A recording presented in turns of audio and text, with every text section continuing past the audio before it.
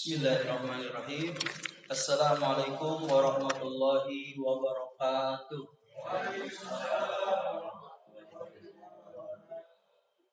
Alhamdulillahirabbil alamin.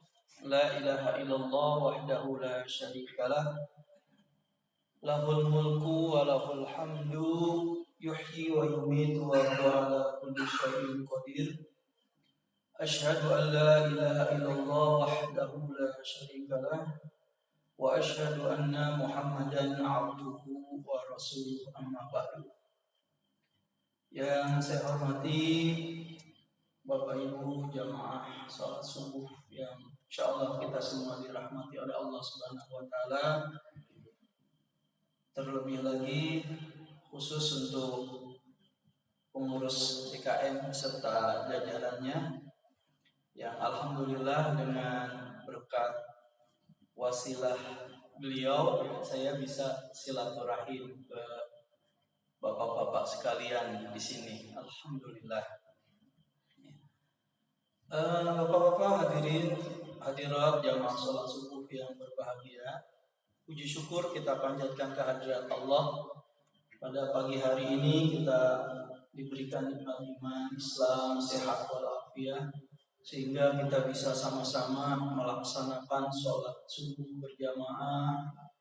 Ya, jadi mengawali pagi dengan berjamaah, dengan berzikir, ya, baik itu secara berjamaah maupun individu, ya. Yang penting kita berzikir setiap pagi. Ya, ada amalan yang kata Nabi, orang ini nih penghuni surga, tapi masih ada di bumi. Siapa penghuni surga yang masih ada di bumi? Orang yang setiap pagi ya selalu bertasbih, berzikir dan beristighfar. Subhanallah wa bihamdihi, subhanallahil azim, astagfirullah. Orang yang mendawamkan itu setiap pagi, ini adalah penghuni surga yang masih ada di bumi. Ya, jadi kita sudah bisa pastikan, oh ini penghuni surga, insyaallah, ya, insyaallah. Karena ini amalan-amalan penghuni surga. Ditambah lagi kalau mau amalan yang lebih lagi ya silakan, mungkin dengan sholat sunnahnya sebelum subuh, ya. Mau ditambah lagi ya dengan infaknya, ya. Dengan infak kita siapkan setiap datang ke masjid, ya. Pertama orang bilang menyebutnya infak subuh. Seberapapun yang penting dawam, istiqomah. Mau 1.000, 5.000 ya bisa besar bagus lagi, ya kita masukkan ke kotak amal kita. Insya Allah itu aman. Tadi saya lihat memang nggak ada tulisan las apa las aba. Sekarang yang lagi masalah las aba Farid, ya lembaga ambil zakat Abdurrahman bin Auf, disingkat las aba, yang disinyalir itu punya teroris, ya. Kalau insya Allah itu bukan Farim, ya. Itu punya kita, aman. Jadi itu kita berlomba-lomba bersedekah, ya. Jadi dengan bersedekah subuh, ya insya Allah Allah akan jaga diri kita, keluarga kita, agama kita, ya insya Allah. Baik, Bapak hadirin wal hadirat yang berbahagia. Pada kesempatan pagi ini saya diberi amanah untuk menyampaikan materi yang sifatnya ini hanya sharing saja, ya, bukan tausiah, ya. Sini banyak ustaznya, jadi tausiah mah keberatan buat saya. Jadi ini untuk sharing saja, mengingat kita sudah tidak terasa berada dekat dengan bulan Ramadan. Kurang lebih 15 hari lagi, ya. Kita sudah masuk ke bulan suci Ramadan. Saya secara pribadi mengucapkan mohon maaf lahir batin jika selama Bapak Ibu kenal dengan saya ada kata-kata saya, ucapan saya, tindakan saya yang kurang berkenan, ya. Kita saling memaafkan agar kita masuk di dalam bulan suci Ramadan ini dalam keadaan saling ridho, saling ikhlas, ya, sehingga amal ibadah kita di Ramadan ini dikabul oleh Allah Subhanahu wa taala. Namun sebelum saya sampaikan tentang tarhib Ramadan, saya ingin sampaikan juga satu materi yang perlu mungkin buat kita ketahui ya, dan kita jadikan renungan khusus buat saya saya akan jadikan renungan ya, mudah-mudahan juga ini menjadi renungan buat kita semua ya, yang terkait dengan amanah. Bapak hadirin rahimakumullah, kita semua kan sudah tahu bahwa amanah itu adalah sesuatu yang harus kita kerjakan, kita lakukan ya. Kewajiban yang tidak boleh kita tinggalkan. Di dalam Islam, amanah itu ada dua ya. Kalau boleh digolongkan biar lebih mudah. Jadi amanah itu ada dua ya. Yang pertama amanah yang sifatnya duniawi ya. Contohnya misalkan seorang ayah ya, amanah kepada keluarganya ya, dia menafkahi keluarganya ya dengan tentunya nafkah yang halal ya, memberikan perlindungan kepada keluarganya, ini amanah. Nanti ada amanah-amanah yang lainnya. Ya. Dasar hukumnya atau dalilnya ada di dalam surah An-Nisa ayat 58. Allah berfirman, Innallaha ya'murukum an tu'addul amanata ila ahliha. An tu'addul amanati ila ahliha.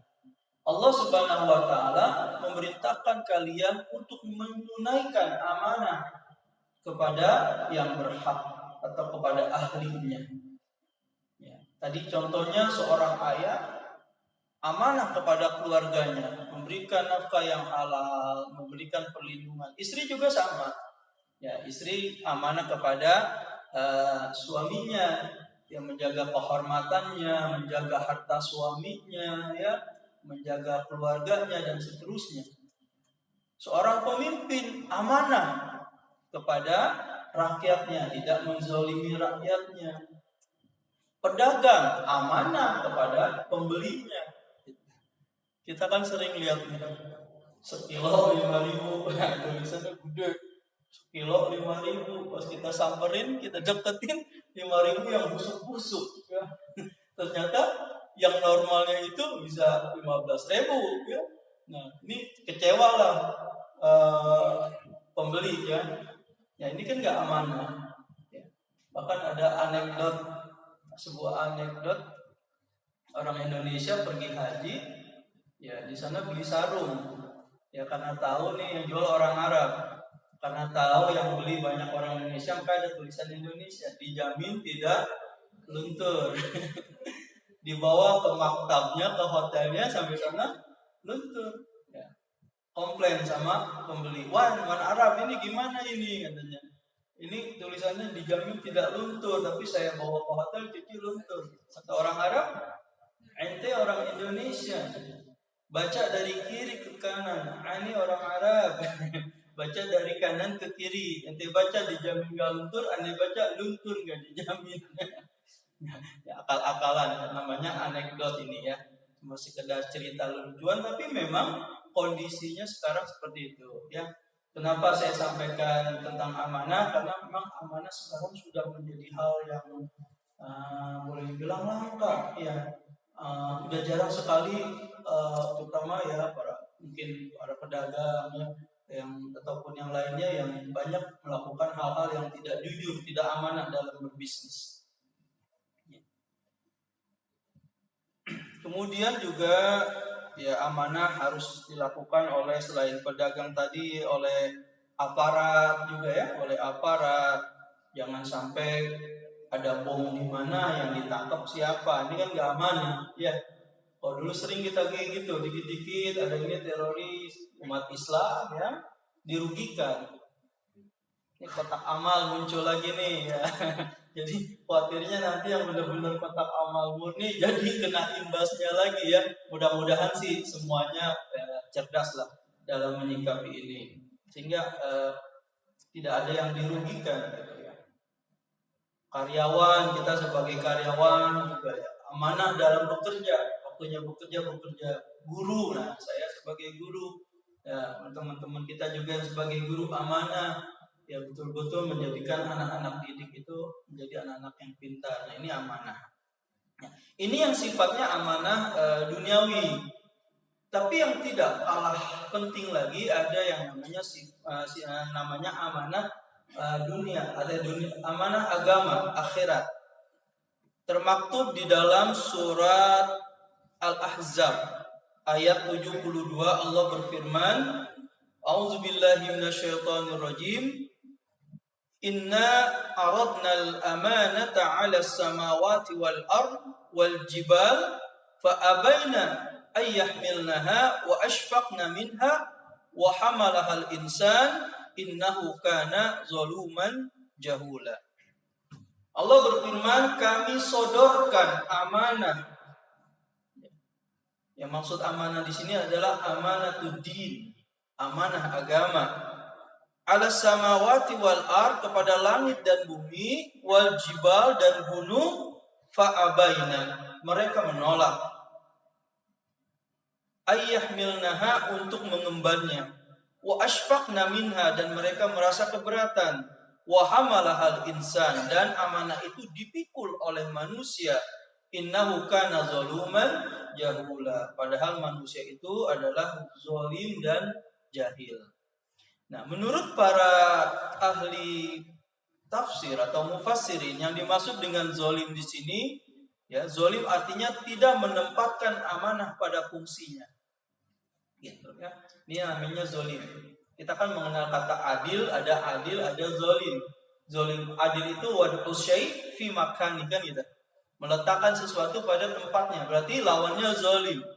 Nah, zalim itu wad'u syai' fi ghairi mahali, meletakkan sesuatu bukan pada tempatnya atau bukan pada fungsinya. Sedangkan jahil artinya tidak mengerti apa itu amanah. Sekarang fenomenanya adalah orang banyak tidak mengerti bahwa agama itu adalah amanah. Gitu. Dia tidak mengerti bahwa agama ini adalah amanah. Bahkan dia jadikan agama ini hanya sebagai kebutuhannya kesekian, ya, setelah kebutuhan materi, setelah kebutuhan keluarga, bahkan setelah kebutuhan syahwatnya, barulah agama. Ya, maka sering kita lihat mungkin ada fenomena orang yang hidupnya nggak pernah ke masjid, nggak pernah ke musola. Sekalinya ke musola, dia paling depan, bahkan di depan imam. Udah meninggal, disolatin. Jadi sekalinya ke masjid paling depan, di depan imam. Wah, kenapa? Selama hidupnya enggak sholat. Nah, karena menganggap agama bukan amanah, jadi dianggap enggak penting. Ya. Ngaji kalau udah ada yang meninggal aja. Di rumahnya kalau ada yang ngaji, nah ada yang meninggal tuh. Kalau di rumahnya nggak ada yang meninggal, nggak ada seorang ngaji. Nah, ini karena dianggap amanah, agama bukan amanah. Nah, itu fenomena yang kita lihat, tapi bukan di GS Arif. Di GS rajin-rajin ya, rumahnya juga terus ya, tiap hari terdengar lantunan Al-Qur'an. Tapi nun jauh di sana ya, saudara-saudara kita, banyak kita temukan hal-hal seperti itu. Ya, ini karena ketidaktahuan mereka bahwa agama ini adalah amanah. Bahkan Rasulullah Shallallahu Alaihi Wasallam ya menegaskan bahwa orang yang tidak menjalankan amanah itu bisa dikategorikan sebagai munafik. Ya. Di salah satu hadis yang sangat populer, yang sangat kita kenal lah ya, insya Allah hadis ini sangat sering kita dengar. Rasulullah bersabda, ayatul munafiki salasun, ya gitu. Tanda-tanda orang munafik ada 3. Tapi 3 ini bukannya batasan. Berarti ciri-ciri orang munafik mah cuma 3, enggak. Ini hanya batasan aja, hanya sekedar mempermudah, karena Nabi itu punya metode. Metodenya kalau memberikan pembelajaran itu yang mudah-mudah. Coba kalau Nabi bilang, tanda-tanda orang munafik ada 176. Kita nggak mau baca. Banyak amat ini, agak mau baca. Tapi kalau tanda-tanda orang munafik 3, nah kita kan apa aja tuh yang 3? Kita penasaran, mau tahu. Gitu. Ini bukan batasan. Bahkan sering di hadis-hadis itu 7 biasanya. 7 golongan orang, 7 ini, 7 itu, 7 calon penghuni surga, 7 calon dan seterusnya. Sering 7. Karena memang dalam hadis sepertinya 7 itu udah angka yang paling banyak selain 3 tadi. Orang Indonesia pakai itu, kita pakai istilah 7. Kalau udah puyeng banget bilang pusing 7 keliling. Iya kan? Udah puyeng. Kita pakai karena dia pikir 7 itu udah banyak banget. Jadi udah pusing, udah puyeng badah gitu. Udah puyeng nih, pusing 7 keliling kan gitu. Hartanya banyak banget, nggak akan habis dimakan anak cucunya. Maka dia bilang hartanya nggak akan habis dimakan 7 turunan. Ya, itu istilah aja ya. Karena dianggap 7 sudah mewakili yang paling banyak. Ini ngikutin hadis ini. Ya. Kita sering dikata seperti itu. Tapi ya, jadi intinya 3 itu bukan batasan. Ini hanya untuk metode pembelajaran dari Rasul. Jadi kalau Bapak Ibu baca hadis, ada hadis yang contohnya misalkan ya ciri-ciri orang yang begini begitu ada 100 itu kata ulama dipastikan hadisnya maudhu atau hadisnya doib, lemah, bisa jadi palsu. Karena Nabi nggak pernah memberikan pelajaran kayak gitu. Yang ciri-ciri sampai banyak banget, nggak ada. Karena Nabi adalah seorang guru yang memiliki metode yang luar biasa ya, selalu memberikan kemudahan kepada orang yang mendengarkan sabda-sabdanya.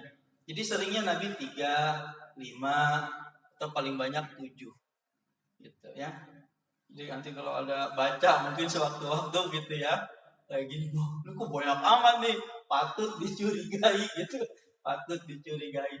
Cek lagi, maksud saya dicek lagi kalau sampai banyak banget. Itu menurut ulama ya, saya mewakili aja. Apa yang pertama dari yang 7 tadi? Yang pertama, iza hadasa kadzaba. Apabila dia bicara, dia bohong, berbohong. Tahu kalau orang Depok bilang pemuadul, muadul ya, berdusta gitu. Wa idza wa'ada akhlafa. Apabila dia berjanji, dia mengingkari. Ini yang kedua, itu orang munafik. Dan yang ketiga, ini yang terkait dengan amanah. Wa idza tumina khana. Dan apabila diberikan amanat, dia berkhianat. Jadi tidak amanah adalah dia berkhianat, atau berkhianat adalah orang yang tidak amanah.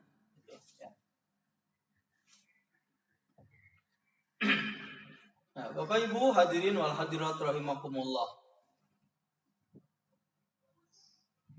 Dari hadis ini ya, bahwasanya Rasulullah Shallallahu Alaihi Wasallam menggolongkan orang-orang yang tidak amanah ini termasuk orang yang masuk dalam golongan munafik. Artinya ini sesuatu yang keras dari Rasul, ancaman yang sangat keras dari Rasulullah Shallallahu Alaihi Wasallam.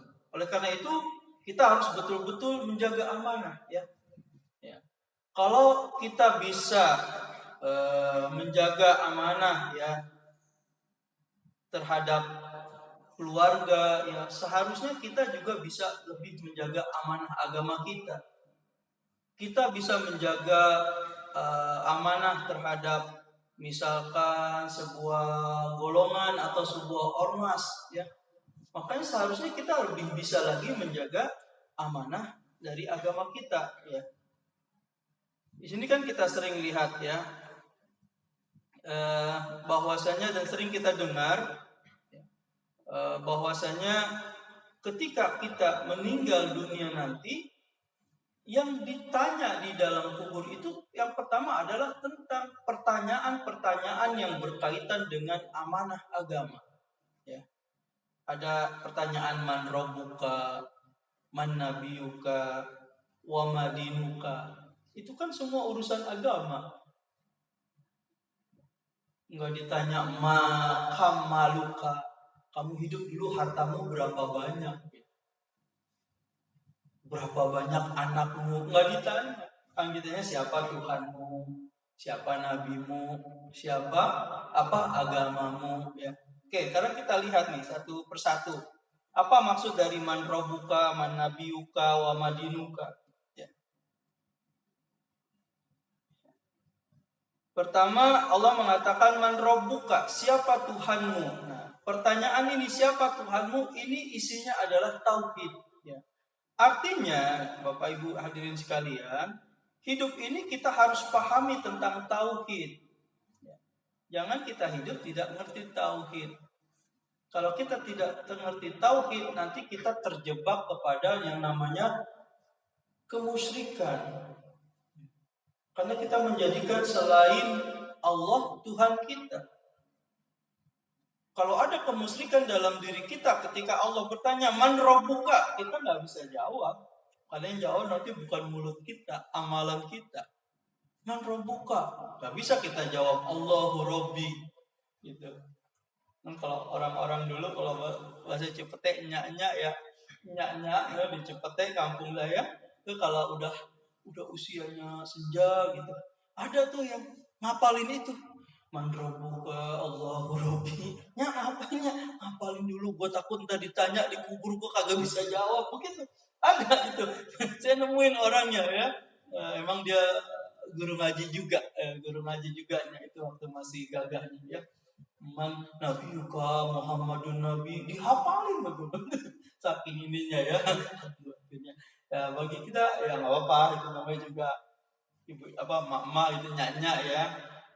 Gitu. Nah, yang kita pahami dari sini bahwasanya kita jadikan tauhid itu senantiasa ada dalam kehidupan kita sehingga kita terhindar dari kemusyrikan. Setan ini pinter banget menjebak kita dalam kemusyrikan. Musyrik ini nggak hanya orang kaya aja yang kena atau orang miskin aja yang kena. Kaya miskin kena, tua muda kena. Ya, orang kaya biasanya musyriknya itu punya ini, punya cincin yang harganya puluhan juta. udah musyrik dia. Atau dia punya ahli supranatural apa namanya pribadi punya ahli supranatural secara pribadi, itu orang kaya, musyriknya kayak gitu ya. Kalau orang miskin lain lagi, katanya orang miskin musyriknya tuh serba pantangan ini pantangan itu pantangan gitu yang nggak ada dalilnya gitu, pantangan ini pantangan. Nah kecil belum bisa ngomong juga digapok pakai daun kelor, kalau dicipete dulu gitu gepok pipinya, gepok ini belum bisa ngomong, itu ada setannya itu di mulutnya diglepokin pakai daun kelor. Ya hal-hal yang mengarah ke sana ya, kalau kita nggak hati-hati gitu ya, khawatirnya itu masuk kepada kemusyrikan. Nah, anak muda ya musyriknya kepada cincin-cincin pelet apa ini buat memikat perempuan, dijebak sama setan. Sampai orang tua juga yang sudah usianya uzur dijebak lagi dengan kemusyrikan. Dengan apa? Minta-minta ke kuburan. Ziarah di mana aja dikejar. Kalau ziarah untuk mendoakan boleh, ya. Apalagi ziarah ke orang tua, doa itu bagus. Tapi fenomena yang sekarang kan banyak minta-minta. Jauh-jauh dikejar. Ya, ini punya karomah ini nih. Yang meninggal punya karomah ini. Akhirnya di sana minta. Kalau di sana mendoakan nggak jadi masalah. Ya, kalau mendoakan nggak apa-apa. Yang nggak boleh meminta. Bisa jadi itu meminta kenapa? Ketika dia sudah terobsesi, oh ini punya karomah ini, karomah itu, dianggapnya bisa memberi. Nah ini hati-hati. Jadi bukannya dilarang, tapi harus kita kuatkan akidah kita. Oh saya ziarah ini untuk mendoakan, bukan untuk meminta-minta, kayak gitu. Dan ini biasanya orang-orang tua yang keserang ini. Kayak kalau ziarah-ziarah ada anak muda tapi dikit, banyaknya orang tua gitu. Jadi betul-betul kita jaga. Kalau kita bisa menjaga akidah kita, menjadikan Allah sebagai Tuhan kita, kelak ditanya man rabbuka, kita bisa menjawab Allahu Rabbi. Pertanyaan ya ini ya. Jadi kemusyrikan ya, semakin kesini semakin merajalela ya gitu. Dan Karena kita gini Pak, karena kita tidak, setahu saya kalau banyak kalau di TV itu kan pengajian-pengajian itu isinya tentang hal-hal yang apa ya, yang rumah tangga kayak gitu ya, yang harmonis apa sih namanya, tentang kebersamaan dan lain sebagainya. Jarang sekali dibahas tentang akidah, sehingga generasi kita itu tidak paham akidah-akidah yang menyimpang. Misalkan liberalisme, mereka nggak paham. Pluralisme nggak paham. Kemudian apalagi lah isme-isme yang lainnya. Mungkin kitanya Syiah juga nggak ngerti Syiah apa. Ya. Karena memang kajian itu nggak ada. Kalau mereka lihat TV paling ya tentang ya rumah tangga gitu ya, yang curhat dong segala macam ya. Ya bagus-bagus aja, tapi itu bukan intinya gitu. Inti agama itu hanya bagian kecil dari pelajaran agama. Yang terpentingnya adalah akidahnya ditanamkan. Kalau itu tidak ditanamkan, maka nanti generasi kita generasi yang tidak kuat akidahnya. Ya, generasi yang tidak kuat akidahnya. Itu apalagi sekarang dikit-dikit serba boleh dengan alasan apa sih namanya, budaya, saya lupa namanya, dengan kearifan lokal. Ya, kearifan lokal. Oh, padahal itu berbau musyrik. Tapi nggak apa-apa, ini kan kearifan lokal. Nah, itu ya, dikemasnya seperti itu. Ya, kita boleh menghargai kearifan lokal, tapi lihat dulu ada unsur musyriknya nggak? Oh, kalau ketika ada unsur kemusyrikannya, nah, jangan. Gitu. Kalau memang itu tidak, justru itu memperkuat ukhuwah, silahkan. Ya, jadi disitunya ya kita harus jeli. Karena orang-orang kafir terus merusak akidah kita. Sibron bisiblin, ziroan biziroin. Setapak demi setapak, selangkah demi selangkah, sejengkal demi sejengkal, kita ngikutin mereka. Lama-lama hatta kata Nabi sampai mereka masuk ke lubang biawak pun nanti kita ikut mereka. Gitu. Sampai dia ajak ke lubang biawak kita ikut mereka juga. Karena kita udah nggak punya pegangan akidah sama sekali. Ya, nanti akhir zaman kata Nabi, ya,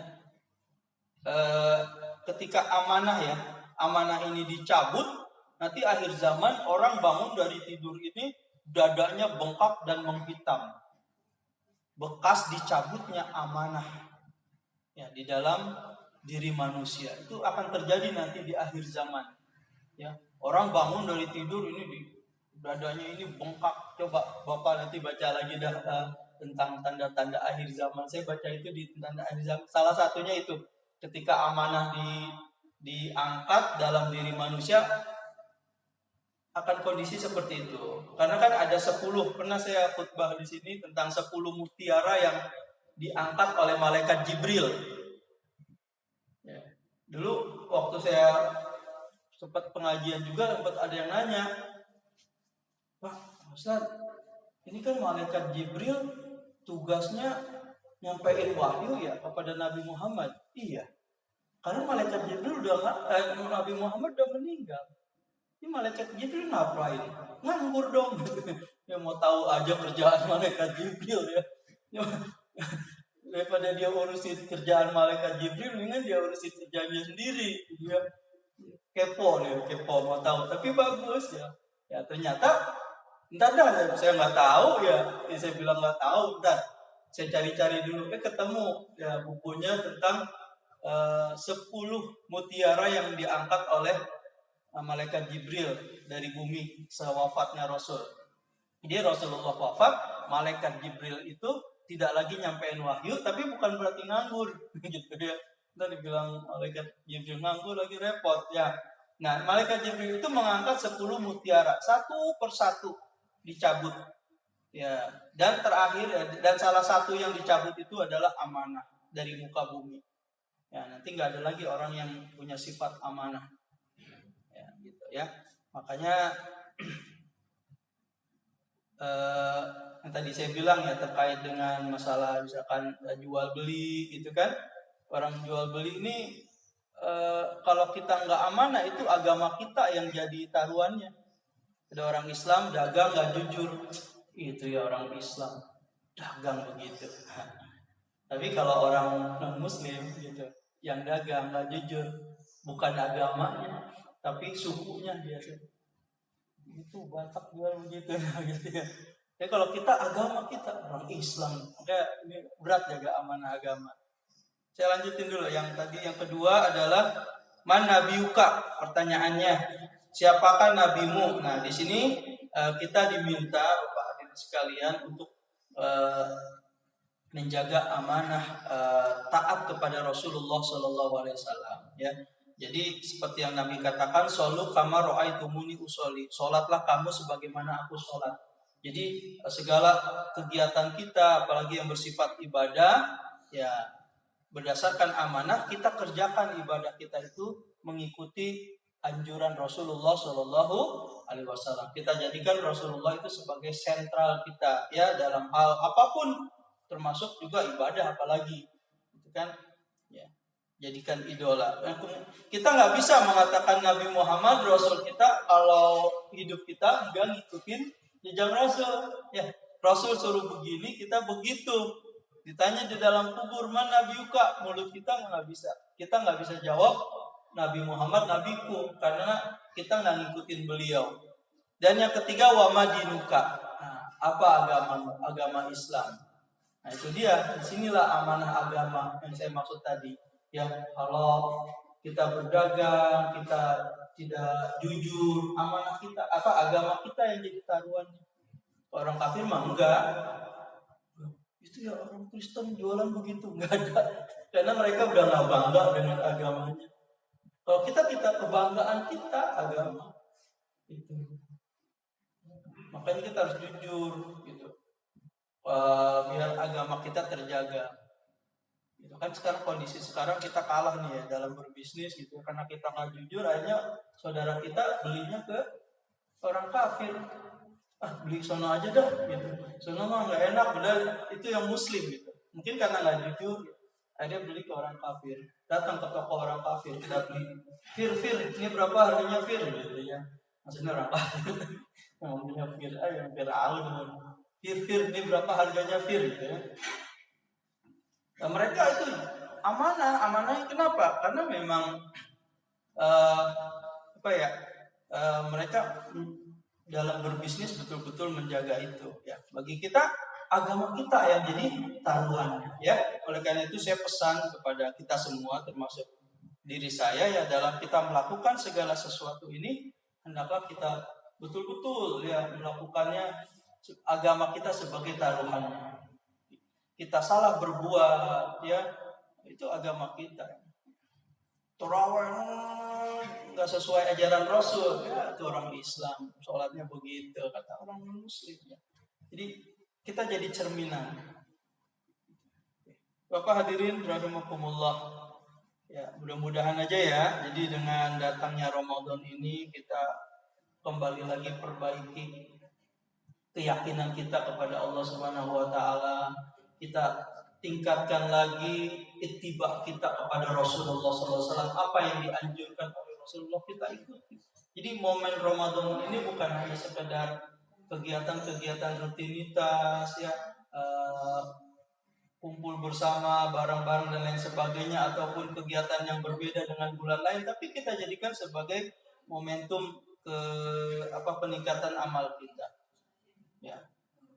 Kalau ada beberapa riwayat tentang Ramadan, ini kalau untuk Ramadan saya sampaikan aja kisah tentang, diawali dari kisah Nabi Nuh ya, Bapak hadirin sekalian, singkat aja. Karena kalau Ramadan pasti juga udah banyak ustadz yang menyampaikan. Jadi di zaman Nabi Nuh ada seorang ibu yang usianya baru, mungkin kalau dulu disebut masih muda ya, ibu muda, usianya 200 tahun. Menangis karena anaknya yang masih muda, masih belia, umurnya 60 tahun meninggal dunia. Ya, jangan 60 masih anak-anak ya, zaman dulu mungkin hitungannya 60 anak-anak. Ya, ibu ini ibu muda 200 tahun menangis karena anaknya meninggal. Ya. Kemudian dia mengeluh kepada Nabi Nuh ya tentang anaknya yang dianggap masih terlalu muda, udah meninggal dunia dan lain sebagainya. Dia berjanji kepada Nabi Nuh ya setelah itu akan beribadah terus, dan dalam riwayat dia sampai sekian tahun sepeninggal anaknya si ibu ini ratusan tahun diisi untuk ibadah terus. Nah, Melihat dari cerita ini, bagi kita umat Islam ini susah untuk ngejar pahalanya kaum Nabi Nuh yang ibadahnya ratusan tahun. Umur kita udah ditakar. Nabi Muhammad aja udah memperkirakan umru ummati baina sittin wa sab'in. Umur umatku hanya sampai antara 60 sampai 70. Lebih dari itu, wa ma tazudu zalika illa qalil. Yang lebih dari itu sedikit. Gitu kan? 50 sakit-sakitan ya. 60 udah pakai tongkat. 70 tongkatnya udah nggak dipakai lagi. Ya, tinggal tongkatnya doang, orangnya udah nggak ada. Nah, itu umat Nabi Muhammad. Umurnya singkat. Oleh karena itu, sebagai tanda sayangnya Allah kepada umat Nabi Muhammad, didatangkanlah yang namanya bulan Ramadan. Ya, karena Allah memberikan dua hal kepada umat Nabi Muhammad untuk mengejar pahala kaum umat-umat terdahulu. Pertama, dari tempat, dan kedua waktu. Tempat itu Mekah dan Madinah, Masjidil Haram dan Masjid Nabawi. Siapa yang beribadah di situ pahalanya ribuan kali lipat. Ini untuk mengejar pahalanya orang-orang terdahulu, ibadahnya orang-orang kaum terdahulu. Ya. Jadi kalau subhanallah kalau kita bisa sering-sering sholat di Masjidil Haram, Masjid Nabawi itu dalam rangka mengejar. Tapi kan kalau hanya itu saja Allah nggak adil ya. Enak orang Arab kata kita ya. Enak tangganya Masjidil Haram gitu. Padahal belum tentu juga Pak. Bisa jadi yang rumahnya dekat Masjidil Haram dia malah ngayap mulu negara lain gitu. Bukan ngejar pahala di situ. Nah, Allah Maha Adil, dikasih juga waktu. Waktu yang pahalanya dilipat gandakan. Ya, salah satunya adalah Ramadan yang paling dahsyat. Ya, di situ kalau kita beribadah pahalanya dilipat gandakan. Sunnah jadi pahala wajib dilipat gandakan puluhan kali lipat. Bahkan Allah berikan satu malam di bulan Ramadan yang namanya Lailatul Qadar. Kita beribadah satu malam nilainya 83 tahun kita beribadah. 5 kali kita dapat udah 400-an tahun lebih kita beribadah. Nah, ini kan untuk mengejar pahalanya atau ibadahnya kaum terdahulu. Kalau kita maksimalkan betul-betul, ya maka pahala kita bisa melebihi pahalanya umat-umat terdahulu. Ya, ini aja, ini buat motivasi ya. Kaifiat Ramadannya, puasanya seperti apa nanti ya Ustaz-ustaz di sini banyak menyampaikan ilmunya. Saya emang buat ngasih sugesti aja nih ya, motivasi aja. Ya yuk, nih ada mau datang nih bulan yang kalau kita beribadah kita bisa ngalahin umatnya nabi-nabi terdahulu. Apa? Ya Ramadan. Mari kita sambut Ramadan dengan ucapan marhaban ya Ramadan. Sambil berdoa, Allahumma sallimna Ramadan wa sallim Ramadan lana. Mudah-mudahan kita diselamatkan oleh Allah bertemu dengan Ramadan, ya bisa melaksanakan ibadah di bulan Ramadan, keluar dari Ramadan dengan dihapusnya dosa-dosa kita dan diberikanlah pahala yang besar oleh Allah Subhanahu wa taala. Amin ya rabbal alamin. Ini saja yang saya sampaikan, mudah-mudahan ada manfaatnya. Kelamaan ya, mohon maaf. Adanallahu wa iyyakum ajmain. Wassalamualaikum warahmatullahi wabarakatuh.